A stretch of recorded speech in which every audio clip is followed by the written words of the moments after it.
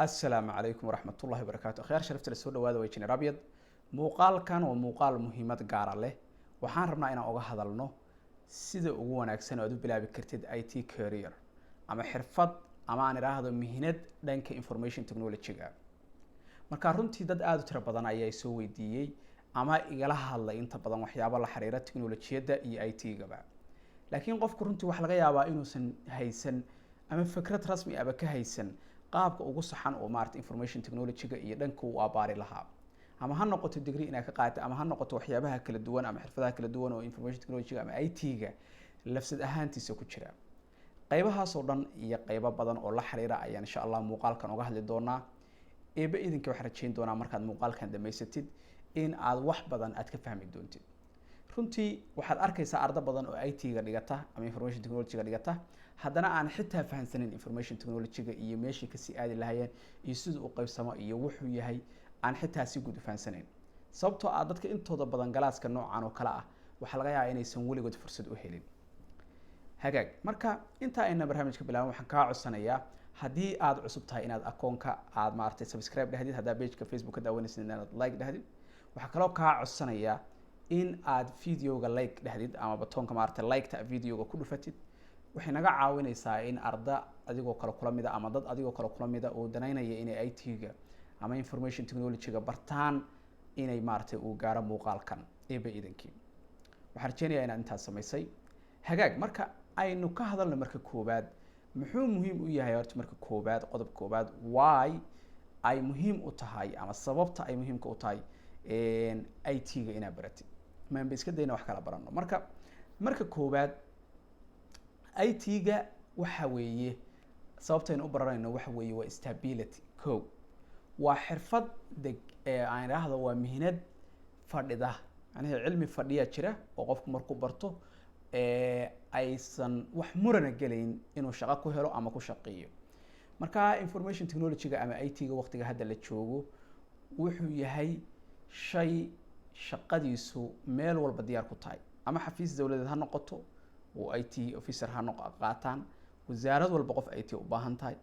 xafiis walba qof IT u baahan yahay shirkad kasta oo dhowr kombiyuutarna Allah ka dhigay wuxuu u yaalaan IT ba u baahan tahay maanta cid walba waxay u baahan tahay IT ha noqoto qof campaigner ah oo campaign galayo xildhibaan iyo wax la mid ah ha noqoto individual ha noqoto company ha noqoto so almost maanta waqtiga la joogo cid walba waxay u baahan tahay IT sida daraadeed shaqooyinku kala duwan yihiin oo kala mushaaraad badan yihiin shirkaduhuna waa kala weyn laakiin technically concept-ga IT-ga inaad maartay ku shaqaysid waxa weeye waa shay maxaa la yiraahdaa aan muran badan u sangaleyn oo waxa weeye waa badhaysto shaqadaas oo kale waati la dhihi jiray qodobka labaad waxa weeye waa low cost kharash yar ayaa ka galaya macnaha IT-ga maanta markaa baratid waxa weeye waxaa jirta cilmi kala duwan ama cilmi maartay waxyaabo kala duwan oo la baran karo ama mihnado kala duwan oo la baran karo mihnadahaas inta badan waxa laga yaabaa in lacagtoodu ay too much tahay ama aad qaali u tahay waxa laga yaabaa kuwa qaybtood oo kala tusaale ahaan in uu noqdo maxaa yiraahdaa lacag saa'ida lagu dhigto marka waxa laga yaabaa hadhowna mushaarku inuu hadduu rabo iska dhexdhexaad noqdo laakiin mihnadaha qaybtood mushaarkooda aad buu u badan yahay ama maaragtay lacagta lagu dhiganaya ama maaragtay cost-ga ardayga galaya aad buu u tiro badan yahay IT-ga cost-gaas aad uma badna wax average uma iska gala in fact qofka hadduu laptopkiisa haysto oo gurigiisa joogo IT-ga keligii ayaa isbari kara xitaa isagoo aan xitaaba meel kaleba aan aadin shaqana ku farsamaysan kara isagoo gurigiisa iska joogo arinta kale oo cajiibka waxa weeye IT-gu mar walba evolution uu sameeyaa horumar ayuu sameeyaa mar ka dambaysa sida daraadeed mar walba shaqadii in loo baahdo dad gaar ah iskuma dhajinayaan shaqada dad gaar ah isku dhajiyaan ma noqonayso marka waxay noqonaysaa shaqo hadba wuxun cusub baa soo baxaya waxba soo baxaya meel hadba wax ka gashid iyo sidoo kale waa more fun to study inaad maartay barbaratid ay aad u sii macna badnaanaysa ama u qiimo yeelanaysa inta markaan ka tagno oo ah waxyaabaha qofku keeni kara inuu maartay IT-ga barto waxaan rabnaa inaan ka hadalno markan qaybtii koowaad moogta waxaan kaga soo hadalnay intaas qaybtan labaad waxaan rabnaa kaga hadalno sidee ugu fiican oo maxaa yiraahdaa mihnada IT-ga ama information technology-ga aad ku bilaabi kartaa. Marka qodobka muhiimka ah waa midka kan oo inta badan dadku fahan rasmi ah aysan ka haysan. Information technology iska dhigtaan waxay moodayaan shaqo IT la yiraahdo inay ka shaqeynayaan. Wax shaqo IT la yiraahdo ma jirto. IT-gu waa qaybsan yahay. Waa inaa wax xun ku fiican tahay. Hadaadan wax xun ku fiicnayn oo dhahay IT oo dhan ma ku fiicnaanaya. Beeba isu sheegaysaa inta badan inaa qasaartid u badanta. Laakiin marka wax ku fiicnaatid hadhowna waxyaabaha kalena shay walba waxbaad ka baran kartaa oo laga yaabaa inaad fahan guud ka qaadatid ama wax la mid ah. Marka arrinta ay ardayda fahansaneen waa midda IT iska dhigtaan cilmi guud iska dhigtaan 4 sano jaamacad dhigtaan hadhowna meel cidla ah isaga soo dhacaan. Sababtoo ah qofkii hadaa dhahdid adiga maxaa ku fiican tahay maanta kaliya qaban kartaa. Wax ku fiican yahay ma jirto ama wuxuu yaqaan oo runtii kaliya uu qaban karayo maba jiraanba. Laakiin wax walba wax xun yar buu ka garanayaa. Marka taa waa dhibaatada ugu weyn oo maarta ardayda haysata. Marka arrinta ugu horeysa aad u baahan tahay waxa weeye inaad qiimeysid baaritaana ku samaysid doorka ay rabtid IT-ga inaad ka qaadatid. Marka koowaad waxa laga yaabaa xufaasin introduction waxa iska qaadanaysa dhibaato male. Laakiin wixii markaa ka dambeeyay IT-ga maxaa rabtaa adigu inaad ku takhasustid waa inaad hore ka garatid. Tusaale ahaan positiono kala duwan jira oo shirkadaha laga shaqeeyo IT-ga ama waaxda guud ee IT-ga lagu shaqeeyo. Positionadas waxaa ka mid ah system administrator oo ah qofka systemyada serverada iyo waxa ka shaqeeya inta badan Linux iyo Windows server labadaba yaqaan. Waxaa kaloo jira network engineer oo si garanaysaan network-yada iyo waxa xiritaankooda iyo diyaarintooda iyo planning-kooda iyo configuration-kooda iyo hawlaha. Waxaa kaloo jira software developer oo asal noocyo kala duwan u sii qaybsama. Waxaa kaloo jira DevOps specialist. waxaa kaloo jira maxaa la yiraahdaa wax loo yaqaano database administrator. Marka kuwaas waa qayb gaar ah. waxaa kaloo jira repair hadaa rabtid inaad gasho PC maintenance baa la yiraahdaa waa repair. wada gaar ay leedahay marka aad inaad ku takhasustid meel ku furatid ama shaqooyin repair ah qabatid oo kale waxa weeye waa system-kooda waa gaarkiisa ayuu u diyaarsan yahay. way marka waxaa kaloo jira wax la yiraahdo design ama graphics design oo aan naqshadaha iyo waxa dadka inay u sameeyaan. Marka IT oo dhan baan rabaa inaan expert ku noqdo hadaad dhahdid waqtigan uu ka dhacaya waxaad arkaysaa adoon waxba aqoon wax walbana wax yar ka garanaya. Marka waxa wanaagsan inaad wax ku takhasustid waxyaabahaas aan ku tilmaamaya aad maaragtay dowratid horta ka ku takhasusi lahayd inaad dowratid. qodobka labaad waxa la rabaa doorasho inaad sameyso waxyaabahan ku tilmaamay mid walba wax ka dhigayso baaritaan ku sameyso iska raaraadi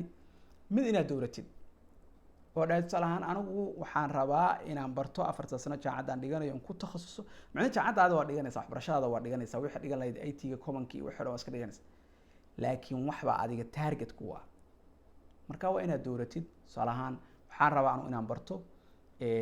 anigu software development-ga ayaan rabaa inaan barto. Marka iyada focus ka saaraysa iyada major ku noqonaysa iyada diiradda saaraysa taa marka waa taa. qodobka saddexaad waxa weeye in ardaygu uu xun ka barto coding-ka waayo coding-ku dhinac walba hadhow uu ka anfacaya ama network hadhow marka aad aadidna uu ka anfici doona meel badan uu ka anfici doona. Coding-ku ama programming-ku markaan si guud u sheegno waxa weeye inaad baratid luqadaha programming-ka ama wax lagu qoro ama barnaamijyada lagu qoro inaad wax ka baratid. qasamayna expert ku noqotid hadaad web doonayso software developer-iska markaas waad ku takhasusi doontaa. laakiin aad baratid aad bay muhiim u yihiin sababta mar walba shaqadaada ka caawinayaan imtixaanaadka iyo inaad waxaan fahantidna way ka caawinaysaa. coding-ka salahan luqadaha baran kartid waxa ugu yar kuwa yar ugu maartay markup language-ka sida HTML-ki waxa weeye kuwa kale oo baran kartaa sida C++-ki iyo C# iyo Python-ki iyo marka kuwa mobilada lagu qoro iyo Flutter iyo way jiraan ayaguna dhinacyo kale ah ama Android-ka iyo wax dhinacyadaas oo kale wad aadi kartaa. marka maxaa la yiraahdaa PHP hadaan iloobay isagana ku dar waa luqado marka qasamaha kulligood inaad baratid laakiin inaad faham guud ka qaadatid programming languages-ka ayadana aad bay muhiim u tahay oo intaad career-ka ama xirfadda ku jirtid inaad iyadana sameysid. waxaa kaloo muhiim ah ama aan dhahayno qodobka afraad inaad takhasus raasatid. takhasusow maxaa tahay master degree ama master degree kala hadlayo waxaan ka hadlaya waxa weeye digrigaadaba intaad dhigatid ama adoonba digriba dhiganaynba inaad takhasus ku raadisid waxbaad dooratay soo ma aha aad rabtid inaad dooratid tusaalehaan maybe network administrator barta inaad noqotay ama network engineer maybe waxaad rabtaa database inaad ku takhasustid maybe graphics inaad ku takhasustid wixii aad ku takhasusi lahayd inaad tababar raasatid oo specialist ah tababar specialist ah dhigid tusaalehaan anoo kale waxaan dhignaa tababaro specialist ah soo ma sida network oo kale aad rabtid inaad ku takhasustid web development oo kale aad ku takhasustid tababaro noocaas oo kale marka waxaad fiirinaysaa meel saas oo kale tababaro takhasus bixisa tababaraha takhasuska oo from A to Z wixii inta lagu bilaabay sida bootcamp oo kale ayaad baranaysaa adoo waxbarashada dhigta ayaad dhiganaysaa in fact kuma qasbana xitaa inaad jaamacad macnaha salahaar badan loo yahay jaamacadaba aan dhigan inay jiraan adoo jaamacad dhiganayn ayaad waxaan baran kartaa oo cilmigii iyo xirfadii baran kartaa wax ku xiran maaha jaamacad inaad dhigatid qodobka shanaad waxa weeye isku day markaad xirfadii baratay waad baratay tababar baa qaatay wixii baad baratay inaad ku shaqaysid projectyadan free-ga ah dad la shaqaysid si free ah dad ula shaqaysid projectyo free ah ka qayb qaadatid maaragtay qayb ka noqotid inaad samaysid sometimesna waxyaabaha ugu fiican waxa weeye inaad adigu la fikirkaada projectyo isku dirtid aan jirin oo aad ka shaqayso shaqada inaad qaban kartid in kale aad ogaatid shaqooyin free ah waxyaaba noocaasa si wixii aad hands on macnihi wixii inaad practice garisid oo macnihi inaad aqoonta leedahay aad ogaatid qodobka ugu dambeeya waxa weeye inaad ilaa shimbirkiisa la duulaawatan dhihi jiray dadka IT professionalska ah aad ku xirnaatid la socotid communication la samaysid la xiriirtid iyaga macnaha aad istaqaanaan marka waxa kuu fududaanaya inaad shaqana heshid networking la samaysid wax kuu fududaanaya inaad xitaa tips fiican heshid farsamooyin badan inaad heshid ayaa kuu fududaanaya marka waxaan rajaynayaa in aynu si fiican u taabanay si guud mihnada IT-ga markaa rabtid inaad bilowdid ama information technology-ga meelaha aad aadi kartid iyo sida aad u bilaabi kartid oo ugu wanaagsan waxaa kaloo markaa isweydiinaysaa degree-gayga ma qaadan karaa masterteeda ma qaadan karaa yes waa qaadan kartaa wax dhibaato ah taasi ma laha waxbarashada wadan kartaa waxaa kaloo isweydiin kartaa macallin anoonba degree haysan IT-ga ma baran karaa yes waa baran kartaa taana wax dhibaato ah iyadana ma laha adoo secondary dhigta ama adoo secondary ba iska daya waxbarashaba aan macnaha formalka amarin ayaad khabiir ku noqon kartaa dhanka IT-ga oo aad baran kartaa adoo gurigaada jooga ama maaragtay traininadaas takhasusyadaa ka qayb qaadanaya haddii ilaha yidhahdo marka waxaan rajaynayaa marka inaan barnaamijkaas si fiican isula fahnay waa engineer abyad waxaan ku rajaynayaa mustaqbal ifaya iyo guul fara badan. Asalaamu calaykum waraxmatullaahi wabarakaatu.